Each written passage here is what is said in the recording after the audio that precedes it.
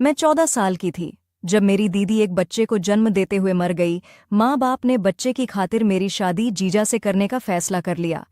लेकिन मुझे अपने जीजा से बहुत डर लगता था, क्योंकि वह बहुत हट्टा कट्टा मर्द था और मैं 14 साल की नाजुक लड़की, मेरे मना करने के बावजूद भी मेरी शादी मेरे जीजा से कर दी गई। सुहाग रात में वह मेरे करीब आया तो मैं उसे देखकर डर गई थी। कहने लगा, डरती क्यों हो तुम्हें? मेरी गोद में मेरा छोटा सा भांजा रोए जा रहा था। मैं खुद उस वक्त सिर्फ 14 साल की थी।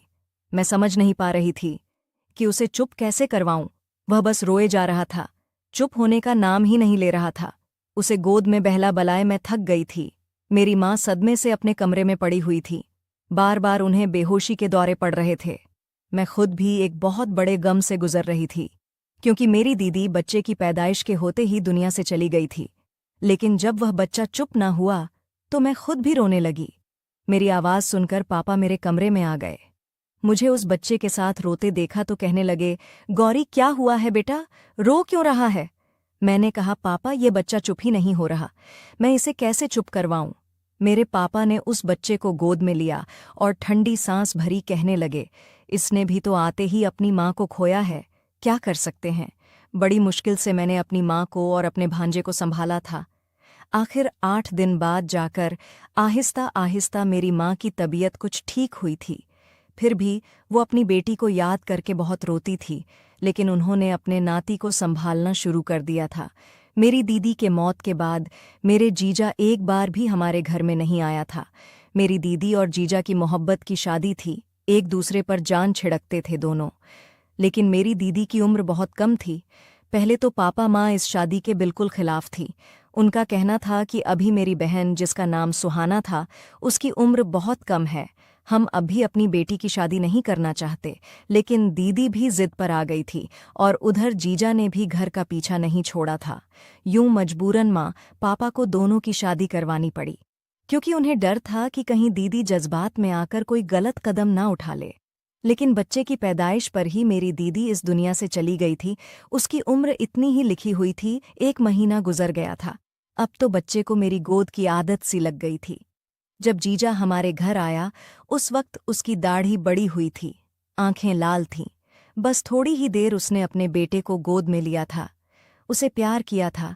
मेरी माँ कहने लगी कि गौरी अभी बहुत छोटी है, बड़ी मुश्किल से संभालती है बिट्टू को, और मैं तो वैसे ही बीमार रहती हूँ। जब से सुहाना की मौत हुई है मुझे तो ऐसा लगता है मेरे अंदर से आधी जान किसी ने निकाल ली हो। जीजा कहने लगा, आंटी भगवान की मर्जी है, क्या कर सकते हैं? आप तो फिर भी एक दूसरे से कहकर अपना दिल हल्का कर सकती हैं, एक दूसरे को हौसला दे सकते हैं। मेरे बारे में भी तो सोचे। खाली घर में मुझे सुहाना की आवाज़ें सुनाई देती हैं। मैं किस दिल से वहाँ अकेला रहता हूँ, यह मैं ही जानता हूँ। उनका गम अपनी जगह बहुत बड़ा था। मेरी माँ ने ठंडी गहरी सांस ली थी। कहने लगी, अभी तो छुट्टियां हैं, लेकिन छुट्टियों के बाद गौरी की 10वीं क्लास शुरू हो जाएगी। बेटा, मैं छोटे बच्चे को संभालने की हालत में नहीं हूं। जाने वाली तो जा चुकी है, तुम्हें अब जिंदगी में आगे बढ़ना चाहिए, दूसरी शादी कर लो। यह सुनना था कि जीजा के माथे पर बल पड़े थे। कहने लगा, आंटी आप ये कैसी बातें कर रही हैं? सुहाना की जगह मैं किसी को नहीं दे सकता, कभी भी नहीं दे सकता। आप जानते हैं मैंने उससे कितनी मोहब्बत की है। उसके नाम पर जिंदगी बरसों गुजार सकता हूँ। मेरा बच्चा थोड़ा सा बड़ा हो जाए तो मैं उसको अपने साथ ले जाऊंगा। मेरी माँ कहने लगी, मैं जानती हूँ तुम सुहाना जैसी मोहब्बत किसी से नहीं कर सकते, लेकिन तुम्हारे बच्चे को तो माँ की जरूरत है ना? जीजा कहने लगा, क्यों, क्या मौसी नहीं पाल सकती? गौरी तो अभी छोटी है, सिर्फ 14 साल की है। आपको कौन सा अभी इसकी शादी कर देनी है? जब तक वह 20 से 22 साल की होगी, मेरा बेटा 5-6 साल का हो जाएगा और फिर मैं इसे ले जाऊंगा। लेकिन मेरी माँ कहने लगी, बेटा अब तुम्हें अपनी जिंदगी में आगे बढ़ना चाहिए। अगर तुम्हारा बेटा गौरी का आदी हो गया तो किसी दूसरी औरत को सह नहीं पाएगा। जाहिर है आज नहीं तो कल तुम्हें दूसरी शादी तो करनी ही होगी, यह जिंदगी अकेले नहीं कटेगी। वो कहने लगा, मुझे शादी करनी ही नहीं है, न अभी और न फिर कभी। मेरी माँ कहने लगी, फिलहाल तुम्हारे दिल में सुहाना का गम ताज़ा है, लेकिन मैं जानती हूँ वक्त के साथ साथ सब कुछ नॉर्मल हो जाएगा। कुछ महीने बाद ही तुम शादी कर लेना, ताकि तुम्हारे बच्चे को उसी लड़की की आदत हो जाए जो तुम्हारी बीवी हो, वरना बाद में बहुत मुश्किल हो जाएगी।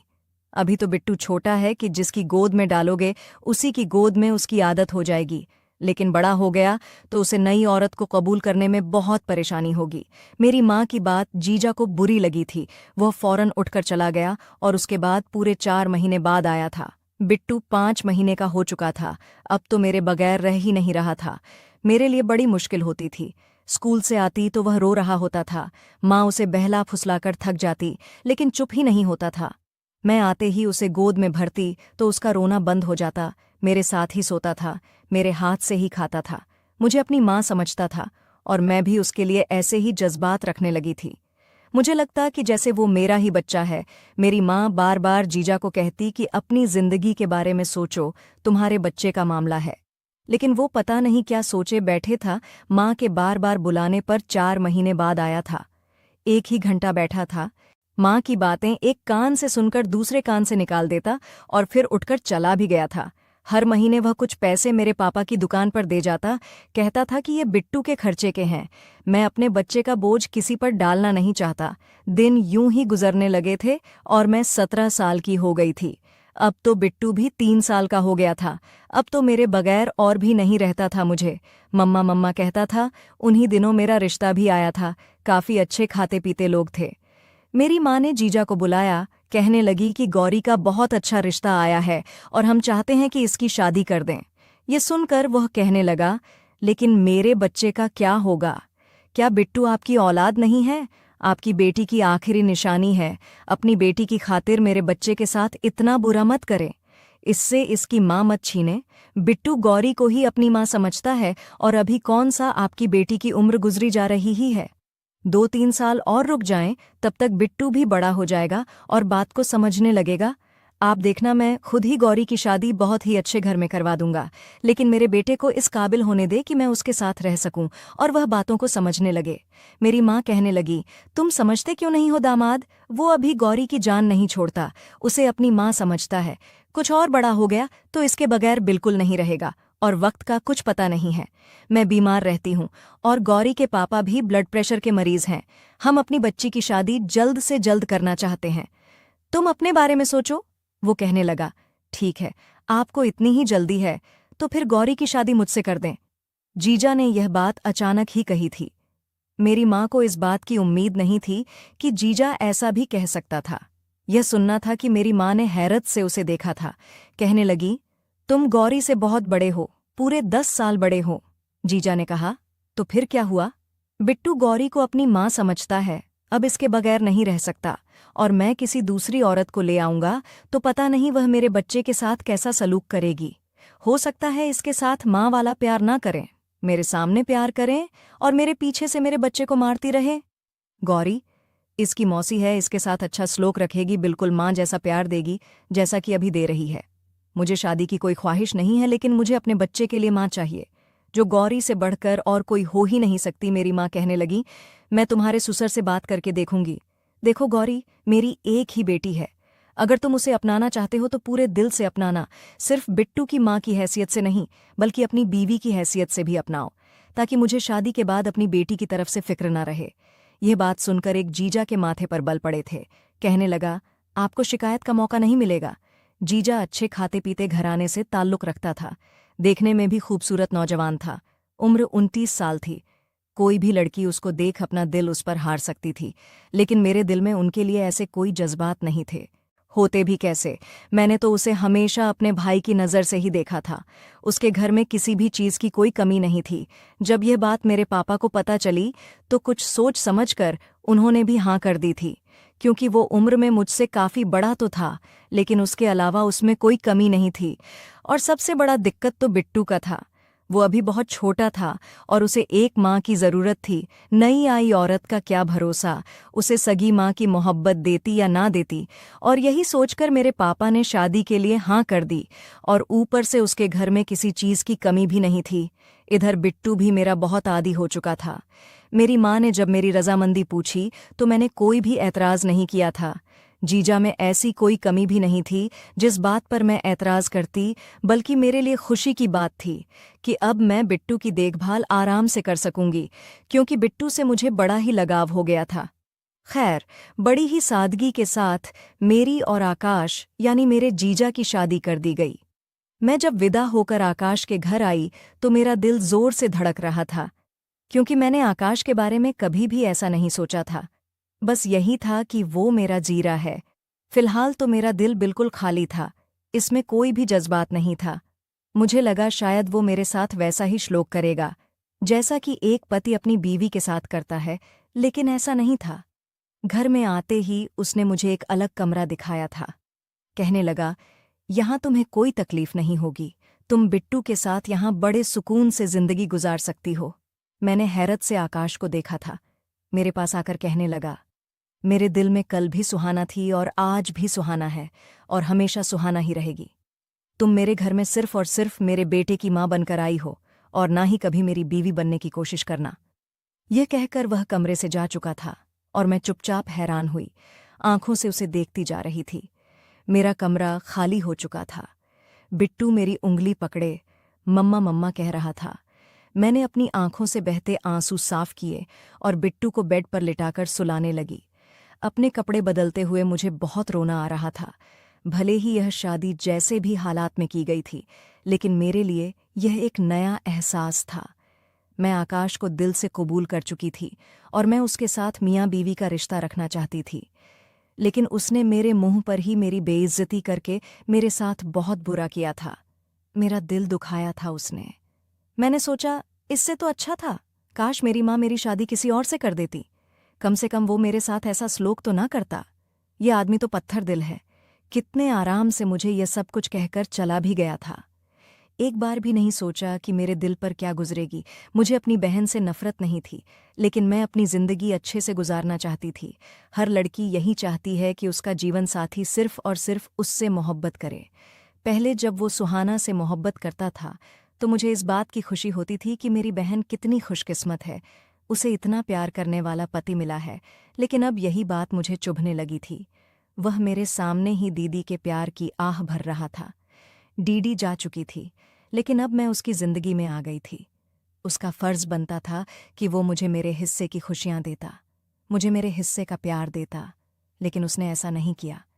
सुबह मैं उठी तो बिल्कुल चुपचाप थी और मैंने नाश्ता टेबल पर रख दिया था। आकाश ने चुपचाप नाश्ता किया। उसने एक नज़र उठाकर भी मेरी तरफ नहीं देखा था।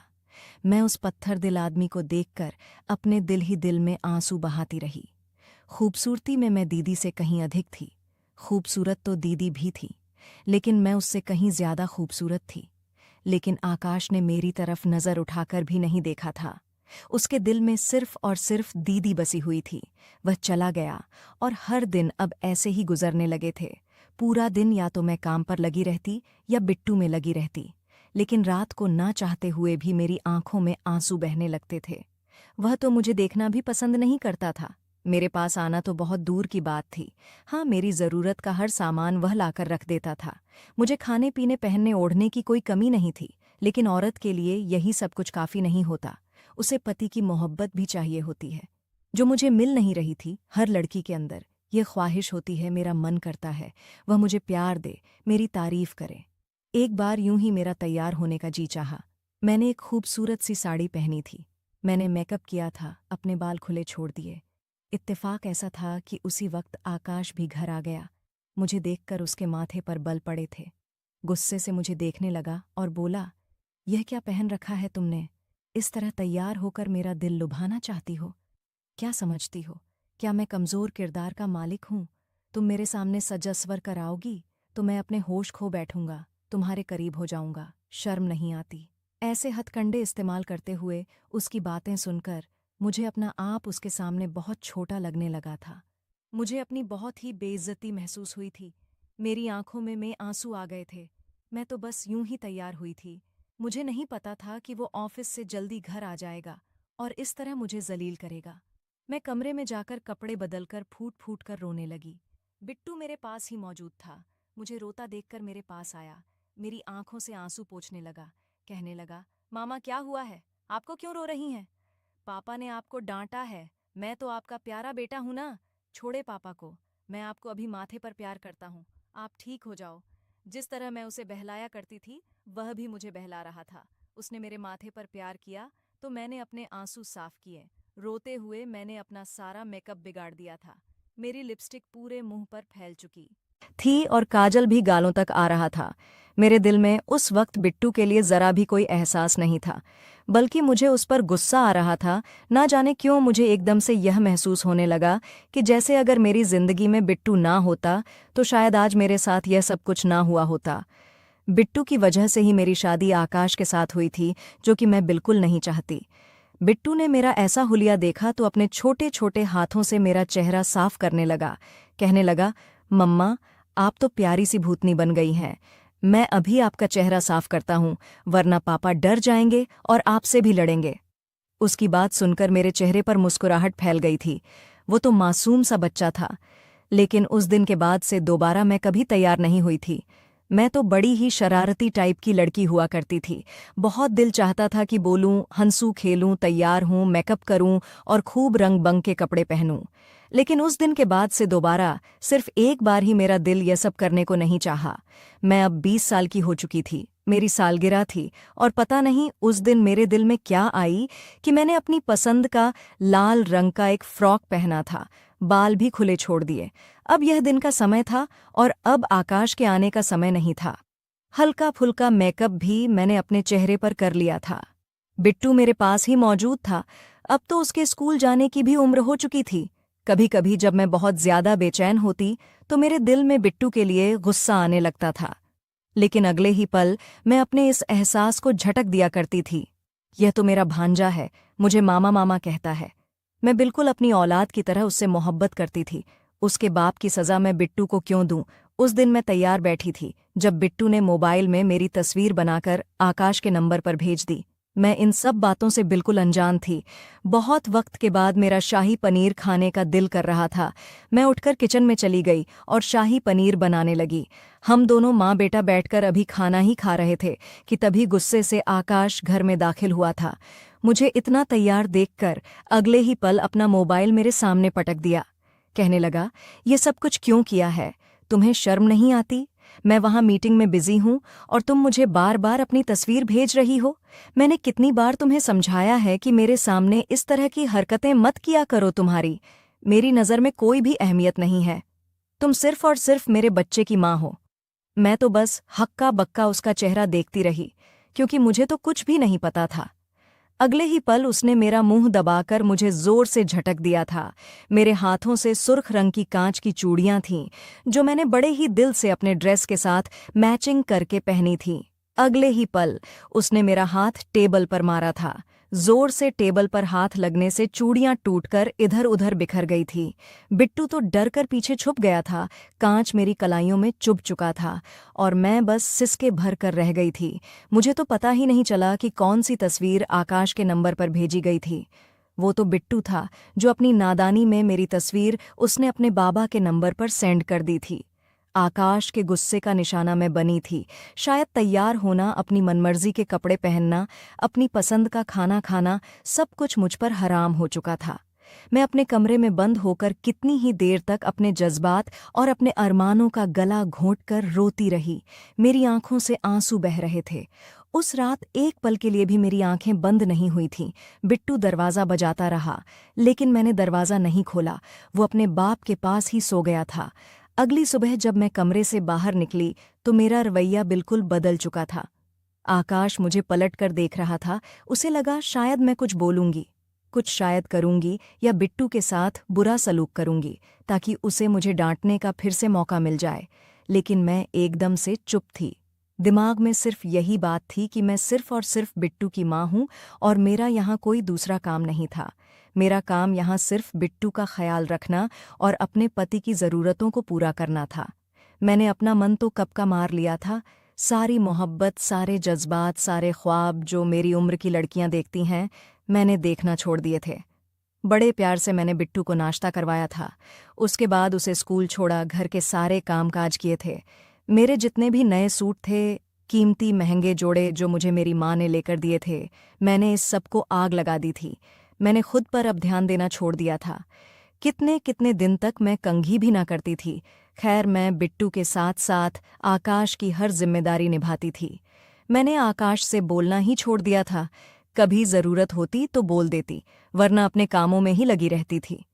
मुझे ये चुपचाप कामों में लगा देखकर अब शायद आकाश को भी एहसास होने लगा था। कभी कभी वो मुझसे बात करने की कोशिश करता, लेकिन मैं बस हाँ में जवाब दे देती। फिर उसकी हिम्मत ही नहीं होती थी मुझसे बात करने की। लेकिन अब मुझे इस सब बातों से ज़रा भी फर्क नहीं पड़ता था। मेरे जज्बात तो कब के ख़त्म हो चुके थे। बिट्टू स्कूल जाने लगा था, पढ़ाई में भी बहुत अच्छा था। अब तो जो टाइम बचता, मैं उसकी पढ़ाई में बिजी हो जाया करती थी। ना ही मुझे अपनी खूबसूरती को बनाए रखने का शौक था, और ना ही सजने संवरने का चूड़ियाँ क्या होती हैं, यह तो मैं भूल ही चुकी थी। कोई भी फंक्शन हो, कोई भी त्योहार हो, मैंने कभी सज संवर कर नहीं जाना था। इस बार जब त्योहार आई तो शायद आकाश नोट कर चुका था। वो जब बिट्टू को मोल लेकर गया तो मुझे भी चलने के लिए कहने लगा, लेकिन मैंने काम का बहाना बनाकर मना कर दिया। जब आकाश बिट्टू के साथ वापस आया तो बड़ा ही खुश था। मेरे पास आया और एक खाकी कागज मेरी तरफ बढ़ा दिया। कहने लगा, यह मैं तुम्हारे लिए लाया हूं। यह कहते हुए वो कुछ हिचक जा रहा था। चेहरे पर शर्मिंदगी भी थी। मैं तो हैरान थी, इतने सालों में वह मेरे लिए आखिर क्या चीज़ लेकर आया था। मैंने बेयकीनी से उसकी तरफ देखा था, और फिर बगैर किसी भांप के मैंने उसे खोलकर देखा तो उसमें कांच की लाल रंग की चूड़ियां थीं, जो कभी मेरी पसंदीदा हुआ करती थीं। मैंने एक सरसरी से नज़र चूड़ियों पर डाली और कहने लगी, ये आप किस लिए लाए हैं? आकाश मुझे हैरत से देखने लगा। बोला, मतलब अपने बेटे की माँ के लिए लाया हूँ, तुम्हारे लिए लाया हूँ। तुम्हें लाल रंग की चूड़ियाँ पसंद है ना? तो पहन लो। मैं तो जितना हैरान होती उतना ही कम था। नज़र उठाकर जो उसकी तरफ देखा, एक पल को मुझे उसकी आंखों में अजीब सी कशिश महसूस हुई थी।